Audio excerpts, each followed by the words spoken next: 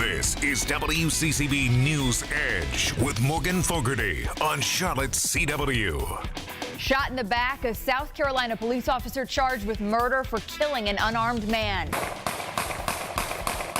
So should body cameras for police officers be federally mandated? Plus, we just found out Bruce Jenner's new name. And a legend here at WCCB Charlotte returns to the Edge. Edge, viewers, y'all thought I was gone. I thought I was gone too, but I'm back. All right, before we get to that, we got to talk about the biggest story of the day. A police officer charged with murder for killing an unarmed man during a traffic stop. It's a touchy subject that has people again talking about officer-involved shootings. North Charleston officer Michael Slager is charged with murder tonight. That charge comes after investigators saw cell phone video of the shooting. We want to warn you, this video, you've seen it all day long, but it is graphic.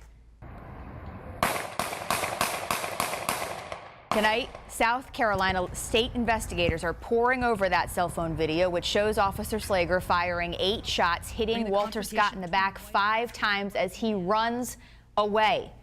Slager says he feared for his life and that Scott overpowered him and took his taser. Slager has since been terminated from the North Charleston Police Department. Meanwhile, city officials say changes are being made within the department. 150 additional body cameras have been ordered for all of their officers. The White House saying tonight body cameras worn by officers could help build trust between law enforcement and the communities they serve. That brings us to our question of the night. Should body cameras for officers be federally mandated? We want to take it to the Edge crew, the Edgeitators. You know Matt Harris from the Matt and Ramona show on 107.9 The Link. Ashley Anderson, our WCCB News Edge contributor, and you hear QCB every day on WFNZ Sports Radio. This is unbelievable. We're getting to a point, I mean, what is the tipping point? Are we at the tipping point where body cameras should be mandatory for every police officer in every state? How about we federally mandate you don't shoot people in the back? Let's start with that and then work away from there. I like that. That's a great point, though. I mean, but anyway, the cameras, let me tell you a little something. Complaints against police were down 88%, and the use of force by officers fell 60% in a town in California where they used the body cameras on all the police officers. So it helped the cops. It helped the people that the cops were after, and it's a no-lose situation. Well, here's the thing, though. We have so many federally mandated rules and laws. Do we really need more? I mean, I think that it should be left up to the states, to the individual police departments. I think many of them will probably go in this direction, but as you pointed out in the 10 o'clock news, this is going to cost millions of dollars. My thought is, what about the training that goes into training these police officers so they don't shoot a guy in the back? Point. That's what I'm talking about, the hiring process. How about the hiring process? You know, how deep do they go in the background checks? These days, you can't get a job at the dollar store without them going deep, checking your background. And say they do get the cameras, okay? Will they believe what they see? Important case, Rodney King. And will the cameras be turned on? And will the cameras be turned on? Because I've heard of incidents where the police officer has said, I forgot to turn it on. So there are people who are commenting tonight on the Edge question saying, yeah, you got to also figure out a way where they cannot be turned off. Number 2, are the people going to see this? We've even heard from CMPD saying that the vast majority of the time, we're never going to see what these cameras record. What sort of transparency is that? Well, that's a whole other issue, whether we should be able to see it or not, which we think we should. It is. But let's talk about it all. The bad side? What is the bad side about having them on? Yeah, maybe he didn't turn it on. That's awful. But there's an upside. What is the downside of having them on? I still haven't figured out the downside. Yes, it might not work because the guy might turn it on. Yes, it may break, but what's the downside to wearing them? They still might act inappropriately. And then they're still good. Yeah, they may still act like a jerk. They may still do something. I think the downside is this. I think the downside is this, and I've heard this anecdotally from some police officers I know and from some attorneys in town, that number one, police work inherently is not always pretty. And we might see things that are recorded that are legal and that are ethical, but that are not pretty, and that might cause problems. Also, would you want a camera on you all day long, every minute of your job? Well, clearly we do, but on. Cameras are everywhere, and this is not happening in every city with every police force, but we are seeing racism. We're seeing power trips, egos out of control with some cops. And for example, Chris Rock, the famous actor and comedian, he has been pulled over 3 times in the last 2 months and is taking a selfie every time he gets pulled over. This is one of those selfies. So this is a camera turned the other way around. Driving while black. Driving while black, exactly. I just think it's something, cameras are a good thing. Do we need to mandate them? Not necessarily. I just think it's becoming a reality show. Because reality TV is taking over the country. I think we put the cameras in there, you know, it's going to have guys and other people start acting a certain way because they know the camera's on. Which could be good. It could be good, also could be bad too. So I just think it's a give and take. So. All right, we got other stuff to get to today. The Boston jury found Dzhokhar Tsarnaev guilty of all 30 federal charges against him in the Boston Marathon bombings in April of 2013. It's their next move that will mean life or death for 21-year-old Dzhokhar Tsarnaev. Life in prison or the death penalty? This is what the jury's going to be debating. What is worse? What is the appropriate punishment for this guy? I would say the death penalty, because life in prison is great. Okay, you get 3 meals a day, you get to watch TV, you get to watch the Super Bowl, the World Series, the college series, you get in the prison bowling league, you get to eat lasagna. We laugh, but you're absolutely right. In wintertime, you get heat, like you get to, you play cards, you play poker, you do anything you want in prison. No conjugal visits, though. Some states you get that. Prison life is amazing. Not that I know. I'm just saying. Well, I'm saying, you like to share something with us? I'm just saying, me personally, I think I'd rather prefer life in prison. Of course. I think something interesting also to point out about this case is a lot was being made today of the fact that Dzhokhar Tsarnaev was emotionless throughout this trial, and today showed no emotion. I think as rational people, we all want to see that emotion. We don't understand why doesn't he have this emotion. And I think, QCB, that's why a lot of people would agree with you, that the death penalty is what works here, because letting him think about it in prison. Come on. However, you give him the death penalty, he becomes a martyr for the cause. He's already a martyr for the cause. Yeah, but I think if he fades away into obscurity over 50, 60 years, we start forgetting about him. And the death penalty... and we have to pay for him. We have to, you know, the thing is, though, you pay more for the death penalty. It actually costs more for the death penalty when you go through the years and years of appeals before those are all finished.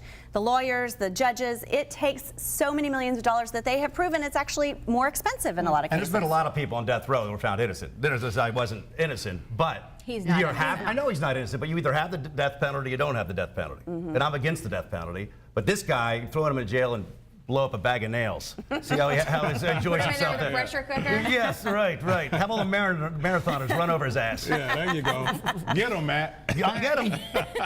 Up next, scandal at a high school in Louisiana. We'll show you whether an openly gay girl will get to wear a tuxedo to prom. Still trying to figure out why, after all these years, they still want me to come back to the Edge, live from Chicago. But that's Chicago. Look at that. Yeah. Pretty amazing view today, right? I'll see you later on the Edge. It's going down for real. It's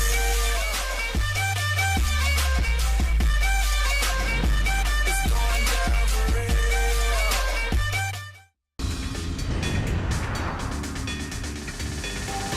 Should body cameras for police officers be federally mandated? Let us know what you think. There are lots of other things happening tonight. Ashley, let's wind it up. It's Edge on the Clock time. A high school in Louisiana is now allowing an openly gay student to wear a tuxedo to prom.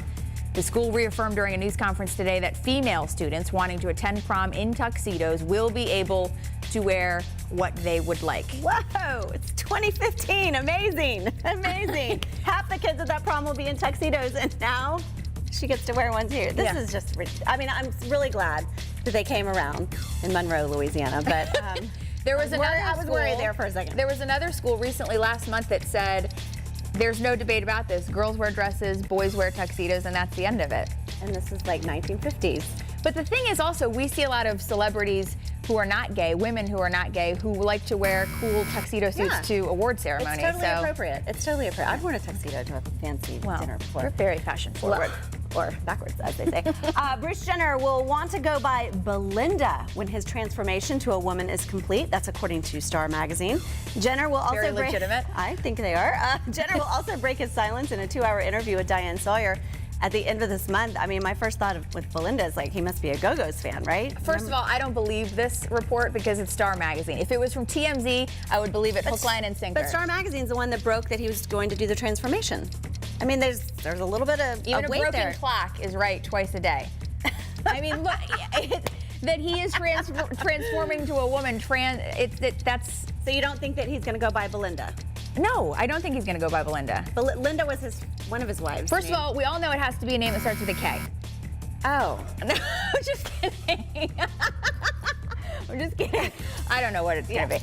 Eleanor Roosevelt, Harriet Tubman, and Rosa Parks are the top picks to replace Andrew Jackson on the $20 bill. The group Women on 20s is pushing to get a female face on American currency by the year 2020. They got 5 years to do it.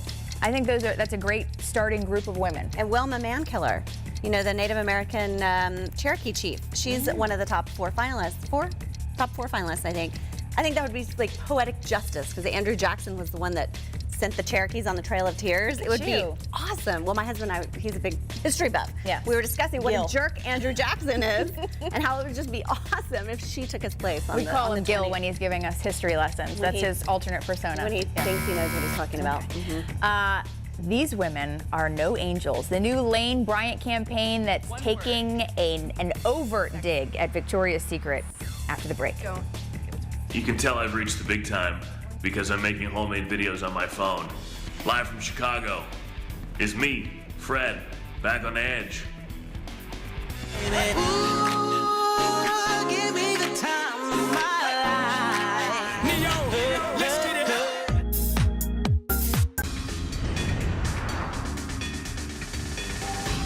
Should body cameras for police officers be federally mandated? Facebook or tweet it and let us know what you think. In celebrity edgity, Lane Bryant launches a new campaign overtly taking a jab at Victoria's Secret. It's called I'm No Angel. The video features gorgeous plus-size models sporting lingerie from the new Lane Bryant collection. The 30-second spot is in black and white, featuring a few sound bites from the models who all declare that they are no angels. I'm no angel. I came in like a wrecking ball. I never hit so hard in love.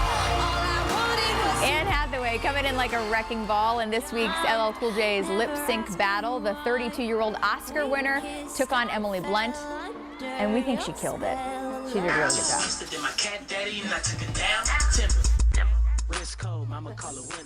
Yeah, that was for all the guys out there. Kate Upton says she had no idea photographer Terry Richardson would post her cat daddy video back in 2012, telling Vogue, quote, I was like, that was disrespectful. You could have told me. And what is even more disrespectful, so I was reading the comments underneath this story earlier today online, and people were saying things like, she's got a pretty face, but a horrible figure, shaped like a box. What figure are you looking at, pal? Kate Upton is pretty perfect.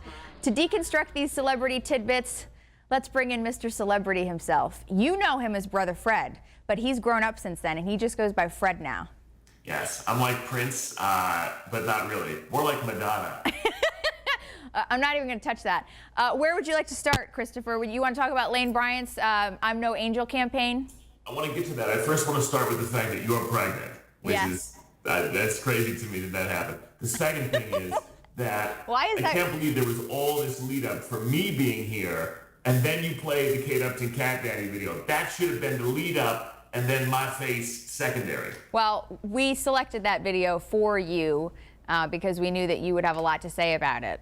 No, I do. First of all, Lane Bryant, big girls need love too, and they need lingerie, and that's quite obvious. I'm okay with this. Those girls, look at her. She's no angel. That one right there. It's something that looks like that. I think it's ridiculous that, I mean, seriously, first of all, they're considered plus size. I mean, they look good in lingerie. They're in front of a camera. I would never do that. They look awesome. And I like the whole campaign, I'm No Angel.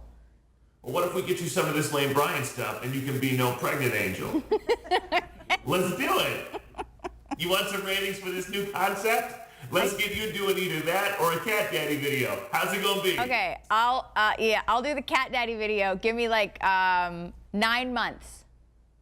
Oh, wait, okay. That's the longest incubation period ever. I didn't say I'd do it in a bikini. I said I would do the video. I would dance. Okay, fine. Got you on technicality. All right, we got to go really quickly, Freddie, but what do you think about Kate Upton saying she didn't know that was going to be released? Was there a camera there? Then it's going to be released if she's dancing. And she looks great, by the way. I don't know what these people are talking about. What are the haters talking about? Take a seat. That's what I'm saying. All right. It's good to see you, mofo. It's good to see you too. You're going to be back more for the Edge, right? You're not going anywhere. I don't know how much am I getting paid for this. Yeah, a lot. There's more Really? Edge, including headlines in the forecast when we come back. Here are your last chance headlines. Ex-DSS supervisor Wanda Sue Larson is free after spending 17 months in jail for not reporting horrific abuse of an 11-year-old boy left in her care. A former teacher will spend 20 days in jail for sending inappropriate pictures and videos to students. And Charlotte's budget shortfall has grown to nearly $22 million. Here's Reg with your forecast. That is the weekend, right? Well, it's going to be really nice. Temperatures in the 70s with a beautiful sunny sky. Edgeitators, thank you for being here tonight. More to come on this new version of The Edge. Thank you for being here. Thank Fred for being here. We'll see you all tomorrow. Get ready for your day with WCCB News Rising from 4:30 until 9 a.m. Good night.